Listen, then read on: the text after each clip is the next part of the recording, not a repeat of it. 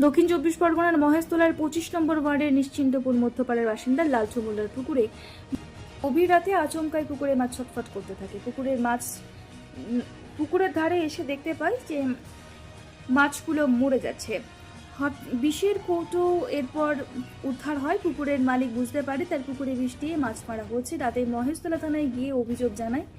এরপর ঘটনাস্থলে মহেশতলা থানার পুলিশ পৌঁছে এলাকার সিসিটিভি ফুটেজ খতিয়ে দেখতে পায় এলাকারই এক যুবক পিছন থেকে বিষের কৌটো বার করছে, পুকুরে ঢালছে।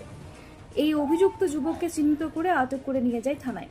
পুকুরে বিষ দিয়ে মাছ মারার ঘটনায় চাঞ্চল্য ছড়ায় গোটা এলাকায়। পুকুর মালিকের অভিযোগ, প্রায় 1.5 লক্ষ টাকার ক্ষতি করে দিয়েছে মাথায় হাত পুকুর মালিকের।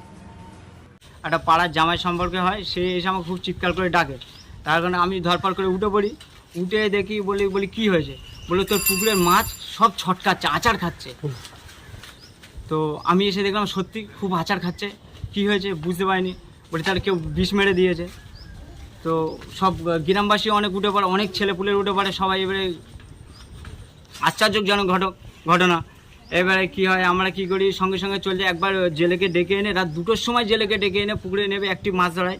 মাছ ধরার পর কি হয়, যখন থেকে এই অবস্থা, পুকুরে যখন পা দিচ্ছে মাছ আর মাছ সব মরে মিস মারে গেছে, তখন আমরা প্রশাসনের কাছে যাই। প্রশাসন বলে সিসি ক্যামেরা ফুটেজ আছে। আমি বলি হ্যাঁ স্যার ফুটেজ আছে, 2টো ফুটেজ আছে, একটা আছে পুকুরের সামনে, একটা আছে পিছনে।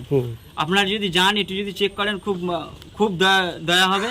হ্যাঁ, তো প্রশাসন এসে আমার একটা ভাইপো ছিল, তাকে ডেকে তুলে তার সিসি ক্যামেরা ফুটেজ করেছে, করে একজনকে দেখতে পেয়েছে যে ওর মধ্যে ঢুকেছে। মানে প্রশাসন কি সিসিটিভি চেক করলো? হ্যাঁ, প্রশাসন সিসিটিভি চেক করে ওখানে ওই কোণে একজনকে একটা ছেলেকে দেখতে পেয়েছে। এই ট্যাঙ্ক থেকে কি কালো প্লাস্টিক বার করেছে সেটাও দেখেছে। প্লাস্টিক বের করে ওই কোণে দাঁড়িয়েছিল। আচ্ছা। তারপরে কিছুক্ষণ পর 2-1 মিনিট পর ওখান থেকে আবার রিটার্ন চলে আসে। আচ্ছা, ব্যাস। এরপরেই মানে মাছ মরতে শুরু হয়?